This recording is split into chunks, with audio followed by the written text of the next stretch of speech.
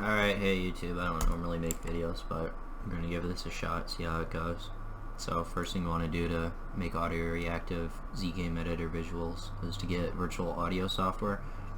Just download this button here, go to this site. You can just Google virtual audio cable, and then you'll get here. Go to download, go and install it. It should be a zip file.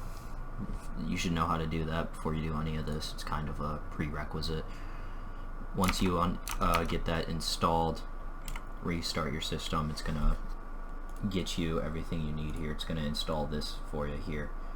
To set up virtual audio cable properly, you're gonna right click this, go to sounds, playback, and you want to make sure that you have it ready to go here, because it's gonna show up here after you restart your computer.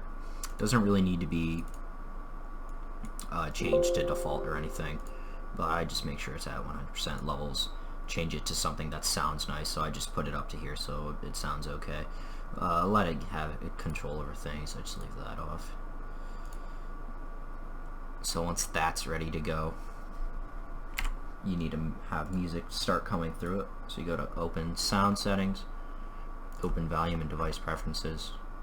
Take anything that you want to have go through this, that you want to edit. Normally it's like Spotify or like SoundCloud or something, so it'll all show up here. So go to Spotify, set it to route through the cable input, and now you won't hear it at all unless you have something that plays the cable input for you. That's where FL Studio comes into play. So to make it come through here, go to Options, Audio, use whatever ACO setting you have, and instead of using the normal input, you use cable output and the normal output that you have. Cable input, sorry. And so that's gonna kind of get you where you need to go. The last step is to actually route it through here so that you can hear it. And all you have to do is just set this to stereo or wherever you want your things to come through. It's gonna start recording onto this track. I would recommend using insert 1 or something like that. Probably not any of these, because you have to do some extra steps to route these inserts on the right of this thing. I don't know why it's not opening right now. This is a new FL Studio. Wonderful. It's blowing my eardrums out. So now, yeah, as you can see, you have full control over this. To make it auto-reactive, the next step is use peak controllers. You can set this however you want. You can mix it up with an LFO as well to combine the two. There's a lot of things you can do with this. It's very powerful. Open up the ZGame editor visualizer. Just use the mandel bulb as an example. So let's say you wanted to only work on kicks. So what you would do for that, I'm just going to turn on the master here then instead. So you could potentially route it here, turn it off so it doesn't come through to the master, so that this is playing but you don't hear it. Go to Maximus, for instance, and just go to your lows and solo them. And this is all your lows. This is all you got. You can boost it up, and then do a ZGame, or excuse me, not a peak controller of this. And this is just outputting your lows only. So now it's kicky and bouncy, and you can put that on whatever you want. So now when you go to Visualizer, let's detach that. Could link this, for instance. Now I'd actually change this mapping to inverted potentially, and then smooth it just a touch, and then change it not to insert 1, but we're at insert 2. So you want to do the peaks because you don't want the LFO. The LFO here is not on, it's just the peaks that are bouncing. So you hit accept, and there you have it. That's all you do. You can get creative with this. Let's say you want to see it zoom in and out over time like I have it in my video. You could create another peak controller then.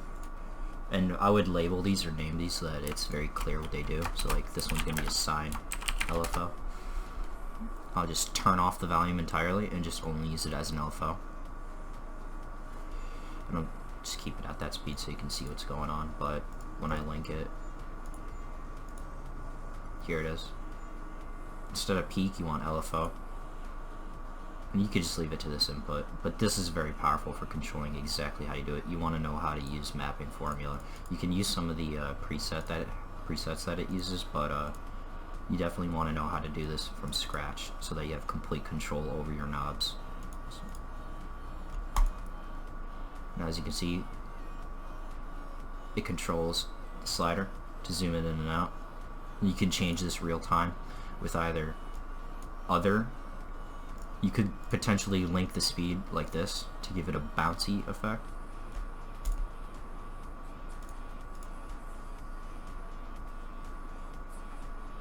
Now it just looks terrible, but it can potentially be tweaked. If this is inverted and then added to like maybe 0.5.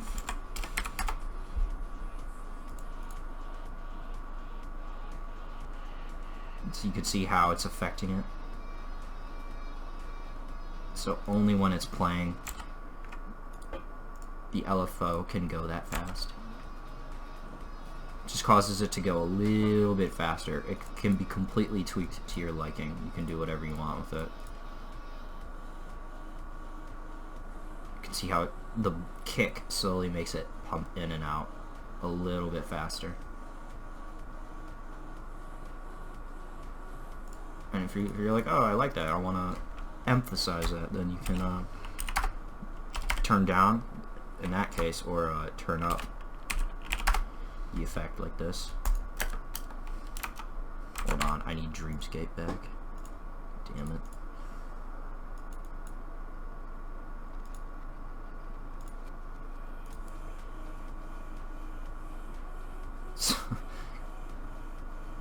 Obviously that's a little bit much, actually. We're just gonna keep it like this. Yeah, it's subtle. It's nice. So you can add as many effects as you want. It goes from the left to the right. It layers, it stacks them on top of each other. You can also use the buffering tool if you know how to use that, but that's only, again, if you know how to use the buffers. It's up to you.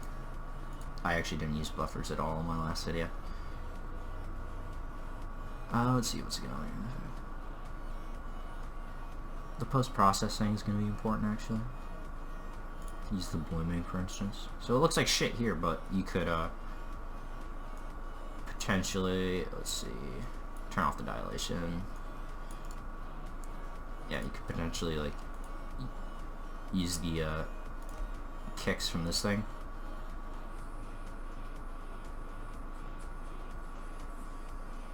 You can see how the kicks cause it to appear more reactive.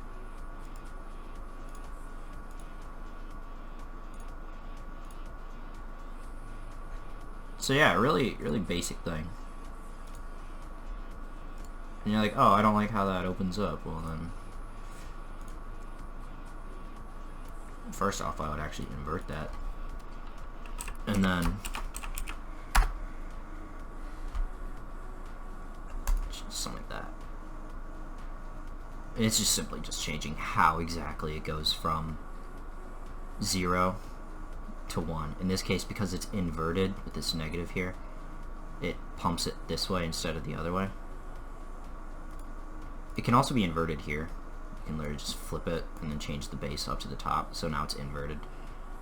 And you would technically just have to invert this back to oh, did it never? What's going on? There we go. But in this, we're not doing that in this case. Oh god, shit. 0.8. Yeah.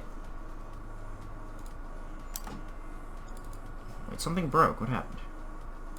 The lightness. The bloom level. Oh shit. Turn off remove conflicts. It's important.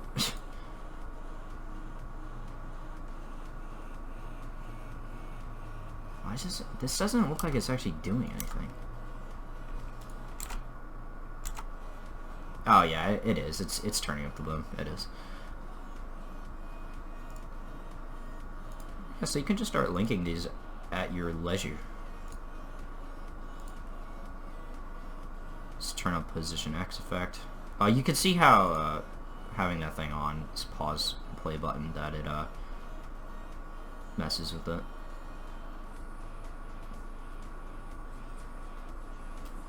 Yeah, very basic. It's not hard to do once you learn everything you need to and have all the tools. Thanks for watching my tutorial. Like, subscribe, whatever.